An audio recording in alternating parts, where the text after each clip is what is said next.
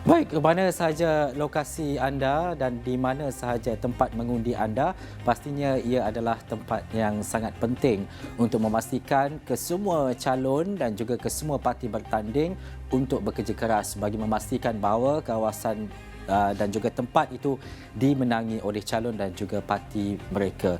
Bagaimanapun, banyak komposisi-komposisi yang perlu kita faham. Banyak juga yang kami kongsikan dengan anda menerusi data-data sebelum ini. Tapi untuk hari ini, fokus utama saya adalah untuk melihat kepada kawasan Felda di seluruh negara. Dalam Malaysia memilih hari ini. Pastinya ini antara perkara penting juga bagaimana untuk memahami terutamanya suara rakyat di sana, apa yang mereka mahukan dan juga apa yang mampu ditawarkan oleh calon dan juga parti yang akan bertanding. Jadi saya kongsikan dengan anda di sini beberapa fakta penting terutamanya data dan juga dapatan daripada kawasan Felda yang berada dalam kerusi parlimen untuk PRU yang ke-15.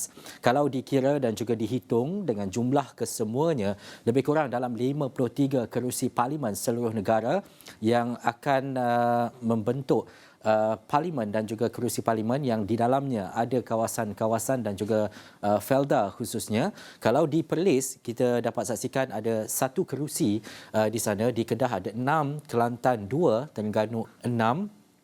Di Pahang ada 12 kerusi Felda, di Johor 13, di Selangor 1, Perak 4, Negeri Sembilan 4 dan juga Melaka ada 2. Bagaimanapun di kawasan Sabah ada 2 kerusi Felda yang jadi rebutan untuk calon dan juga parti yang bertanding. Itu antara nombor dan juga jumlah yang dapat anda saksikan dengan 53 kerusi yang ditandingi ataupun yang akan direbut oleh calon yang bertanding dan juga parti-parti bertanding. Tetapi kita nak imbas dan juga kita nak semak dahulu bagaimana landscape dan juga keadaan pada PRU yang ke-14 daripada 53 kerusi Felda ini. Ini sangat penting terutamanya untuk melihat kepada PRU yang ke-15 nanti. Baik, kalau anda dapat saksikan di sini untuk kerusi PRU yang ke-14 daripada 53 kerusi yang dipertandingkan ataupun di bawah parlimen berkenaan, 22 daripadanya dimenangi oleh UMNO ataupun Barisan Nasional, dengan Pahang merekodkan jumlah majoriti yang ada di sana ketika ini dengan beberapa ataupun lebih daripada 7 kawasan ataupun parlimen yang dimenangi. Ini bagi kerusi DUN ataupun bagi kerusi BN UMNO yang memenangi 22 kerusi daripada 53 kerusi parlimen bagi kawasan Felda. Baik, kita saksikan pula di beberapa kawasan lain. Contohnya ini adalah kerusi Felda yang dimenangi oleh Bersatu. Bersatu memenangi 7 kerusi pada PRU yang ke-14 dengan di Kelantan, Terengganu, Perak, Negeri Sembilan, Melaka dan 2 di Johor, iaitu di kawasan Felda di dalam Parlimen Paguh dan juga di Mersing. Baik, seterusnya kita lihat pula kerusi Felda yang dimenangi oleh Pakatan Harapan. Ketika itu pada PRU ke-14, gabungan antara PKR, DAP dan juga Amanah dengan 13 kerusi Parlimen Felda dimenangi oleh Pakatan Harapan dan majoritinya dimenangi di kawasan Johor, iaitu di Parlimen Labis, Ledang, Simparanggam dan juga Kulai. Kalau mengikut jumlah dan juga data yang diperoleh, lebih kurang dalam 7 Felda yang berada di 4 kawasan parlimen berkenaan. Baik, ini untuk Pakatan Harapan dan seterusnya ini adalah yang dimenangi oleh Parti PAS dengan 5 kerusi, 2 negeri iaitu di Kedah dan juga di Terengganu, di Pendang dan juga SIK di Kedah dan termasuk di Setiu, Dungun dan juga Kemaman. Dan akhir sekali adalah lain-lain parti yang bertanding, Pejuang 1 kerusi, PBM dengan 3 kerusi, Warisan 1 kerusi dan Bebas 1 kerusi. Ini antara jumlah dan juga pecahan PRU ke-14 yang dimenangi oleh parti-parti politik. Jadi kita nak membawa makna PRU ke-14 ini untuk dilihat pada PRU yang ke-15. Saya nak bersama-sama dengan penganalisis politik UTM. Kita bersama dengan Dr. Mazlan Ali menerusi dalam talian ketika ini. Assalamualaikum, Doktor. Waalaikumsalam warahmatullahi wabarakatuh.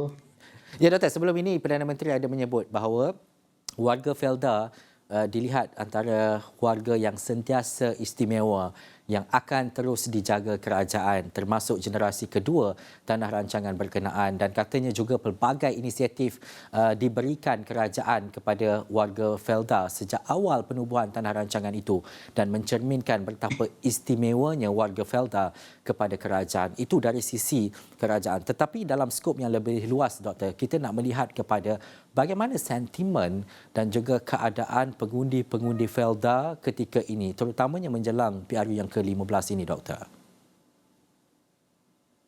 Adalah satu segmen yang istimewa, satu segmen yang juga boleh menjadi penentu kepada kemenangan parti-parti politik di dalam pilihan raya.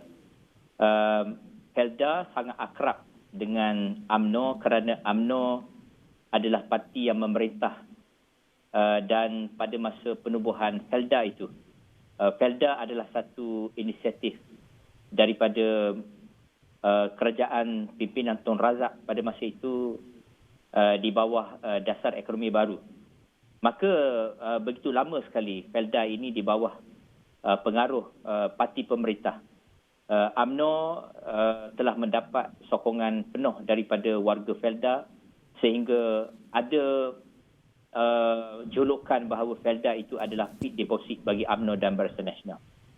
Akan tetapi perkembangan zaman berikutan meluasnya media sosial, internet yang boleh diakses oleh hampir ke semua kawasan di Malaysia pada hari ini, dan juga perkembangan warga Felda itu sendiri yang melahirkan generasi kedua, generasi yang ketiga, maka Felda itu tidak lagi dianggap sebagai pit deposit, terutama selepas pada PRU yang ke-14 yang lalu, PH telah menang 13 kerusi, Bersatu menang 7 kerusi, dan Parti PAS mampu menang di 5 kerusi di kawasan Felda itu, menunjukkan bahawa Felda pada hari ini adalah satu komuniti yang sudah terbuka, walaupun pada asasnya sokongan orang-orang Felda kepada kerajaan Barisan Nasional itu masih lagi utuh.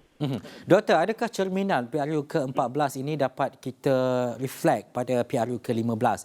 Walaupun Barisan Nasional menang 22, tetapi keyakinan Barisan Nasional untuk menangi lebih kerusi parlimen di kawasan-kawasan Felda ini berbanding pada PRU ke-14. Adakah kita akan dapat melihat kepada jumlah dan juga status yang sama, terutamanya dengan penambahan undi muda, undi 18, undi secara automatik ini, Doktor? Ya, saya fikir landscape politik pada PRU 14 banyak dipengaruhi oleh peranan Tun Dr. Mahathir dalam konteks pengundi Felda ini. Di mana apabila Tun Mahathir bersama dengan Pakatan Harapan, dan Tun Mahathir bila pergi ke Felda ini, dia telah sikit sebanyak memberi keyakinan kepada warga Felda. Dan Felda pada hari ini dalam konteks kewujudannya, kita lihat berbeza dari satu kawasan pada satu kawasan. Misalnya di negeri Johor. Negeri Johor adalah antara negeri yang menerima proses urbanisasi yang sangat luas. Demografi Johor yang semikian rupa menyebabkan cepatnya pengaruh pemodenan dan juga arus perubahan yang berlaku, sehingga Johor adalah antara negeri di mana kawasan Feldanya tidak lagi selamat untuk UMNO dan Barisan Nasional, tetapi mereka lebih terbuka sekarang.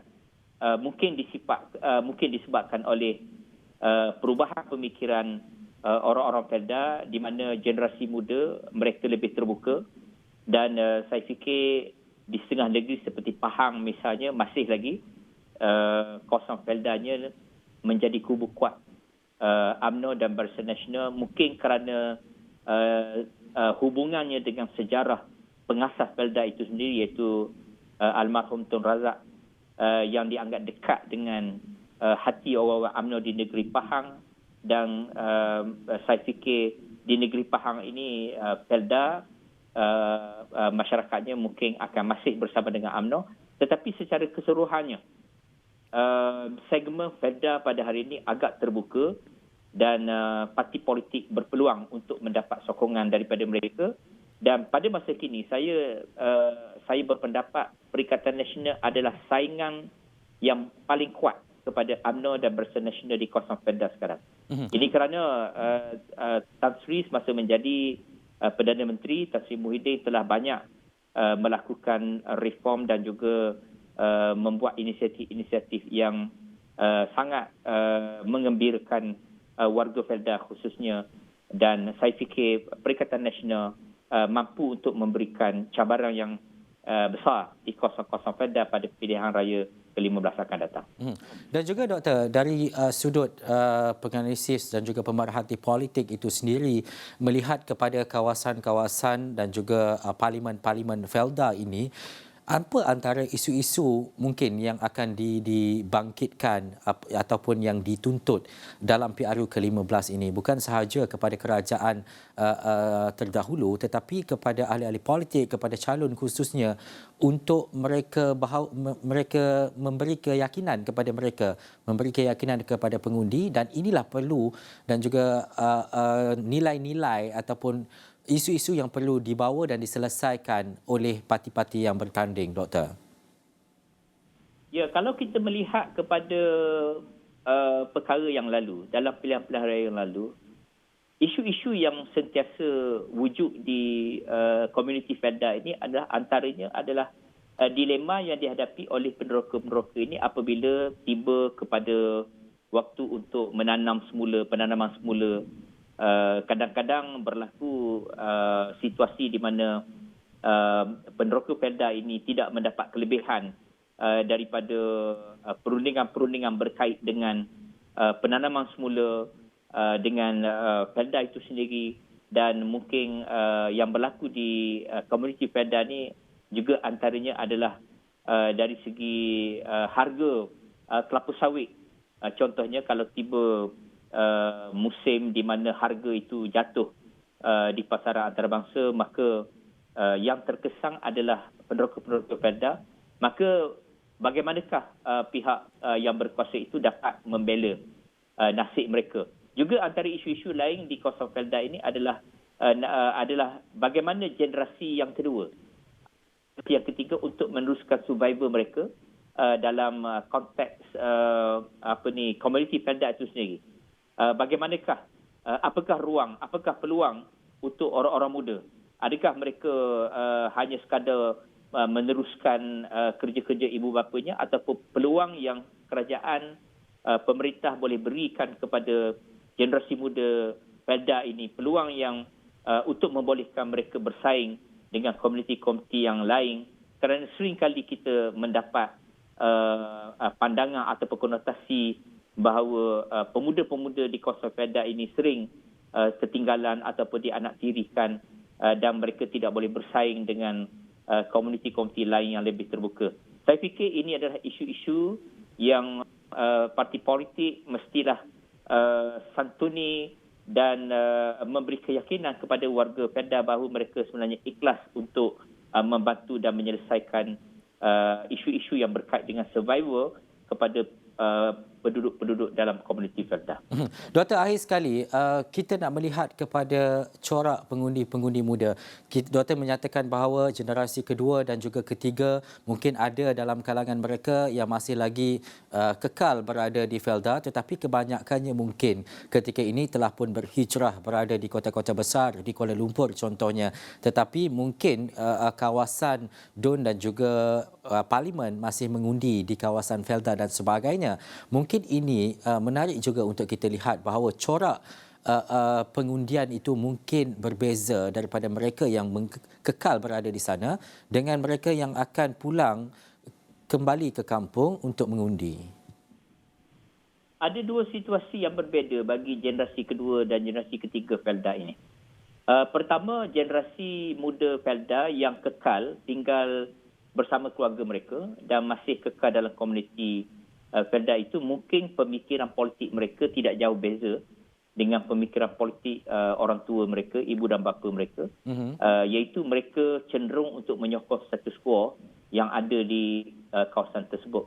Tetapi sebaliknya bagi generasi kedua, ketiga yang telah keluar daripada komuniti, daripada perkampungan Felda itu, dan selain daripada mendapat pendidikan tinggi ataupun peluang-peluang pekerjaan di luar daripada kawasan mereka itu, asasnya mereka ini adalah lebih kritikal sifat pemikiran mereka. Jadi mereka mungkin tidak lagi menyokong status quo semata-mata, tetapi mereka menilai adakah parti politik yang mewakili mereka ini boleh memberi satu performa yang baik, KPI yang baik untuk kebaikan komuniti Felda. Jadi tidak semestinya mereka akan menyokong parti yang bertaraf status quo di situ, tetapi mungkin mereka boleh menerima parti-parti lain di luar daripada kebiasaan pilihan komuniti Felda yang sudah berlaku sejak daripada dahulu lagi.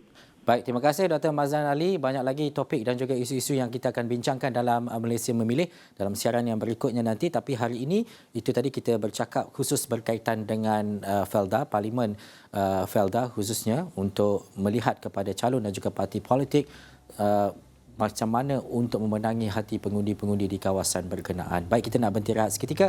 Kembali selepas ini dalam Malaysia Memilih.